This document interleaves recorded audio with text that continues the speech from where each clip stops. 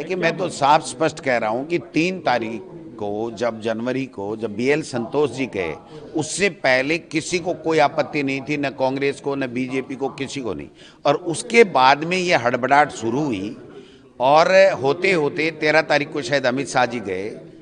तब तक जो CMR से पेन ड्राइव दिया गया और प्रिंटेड फार्म दिए गए सारे विधायक प्रत्याशियों को, और 10-10, 15-15 हज़ार के ऑब्जेक्शन दिए गए, जबकि ड्राफ्ट प्रकाशन के बाद में केवल जो ASD 45 लाख वोट है उसके बारे में आप आपत्ति दे सकते हो, बाकी का तो मिलान 2002 की वोटर लिस्ट से हो गया।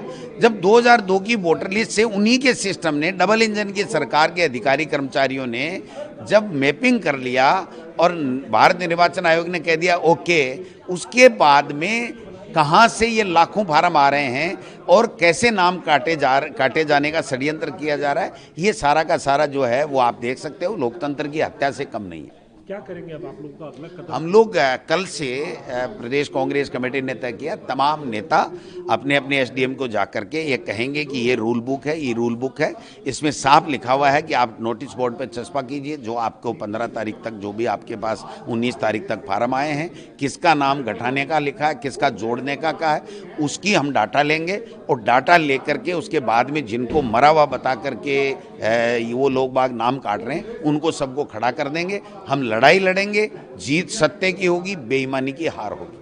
और एक और बड़ी बात है, जो आप मनरेगा का नाम बदला गया और जो प्रावधान किए नए कानून आ गया, उसके विरोध में आप लोग देखिए नाम तो लेकिन सर इसमें चिट्ठी लिखी राष्ट्रीय अध्यक्ष आपके और नेता विपक्ष लोकसभा ने, जो कृषि मंत्री है शिवराज सिंह चौहान जी, वो कह रहे हैं कि आप लोग मिस इन्फॉर्मेशन फैला रहे हैं, राहुल गांधी मिस इन्फॉर्मेशन फैलाना बंद करें, झूठ बोलना बंद करें।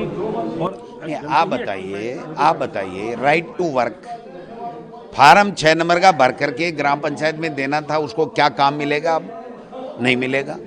क्या 90% मटेरियल का और 100% लेबर का पैसा केंद्र सरकार देती थी, क्या वो पैसा अब मिलेगा?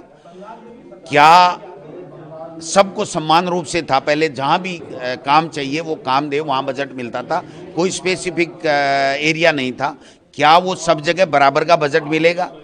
क्या 40% पैसा स्टेट गवर्नमेंट, मैं तो राजस्थान की बात करूंगा, जिसके 1.25 लाख करोड़ रुपए का कर्जा आज भी है और ब्याज नहीं चुका पा रहा है कर्जे का, और कर्मचारियों की, सरकारी कर्मचारियों की तनख्वाह नहीं चुका पा रहा है, पेंशन 4-4 महीने तक नहीं दे पा रहे हैं, तो क्या वो स्टेट की सहमति ली गई है इन सब सारे स्टेट की?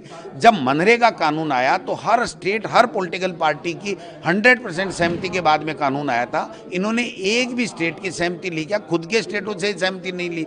तो शिवराज सिंह जी को तो वही बोलना है, क्योंकि उनकी नौकरी मोदी जी की मेहरबानी से चल रही है, इसलिए उनको तो वही बोलना है जो मोदी जी के यहाँ से लिखा हुआ आएगा।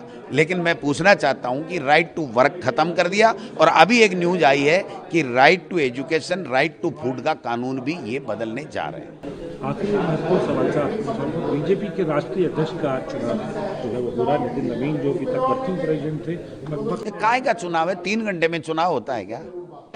आप बताइए, विधानसभा के चुनाव होते हैं, लोकसभा के चुनाव होते हैं, 20 दिन पहले सिंबल होता है, 20 दिन के बाद में, 20 दिन के प्रचार के बाद में होता है। हमने भी चुनाव करवाया, मोदी जी ने कहा करके दिखाएं, दूसरे को गांधी परिवार के अलावा बना के दिखाएं। हमने बनाया भी, चुनाव भी कराया, प्रक्रिया हुई, पेटियां लगी। यहाँ तो पहले से ही तय है कि सबसे जो किसी कोई आंख ही हमारी तरफ नहीं उठा सके, ऐसे आदमी को अध्यक्ष बना रहे हैं तो बना लें, उसमें तो क्या है? हम तो क्या कह सकते हैं? 3 घंटे में कोई अध्यक्ष बनता है क्या? 3 घंटे में तो आदमी खाना खा के निपट नहीं सकता। आप बताइए।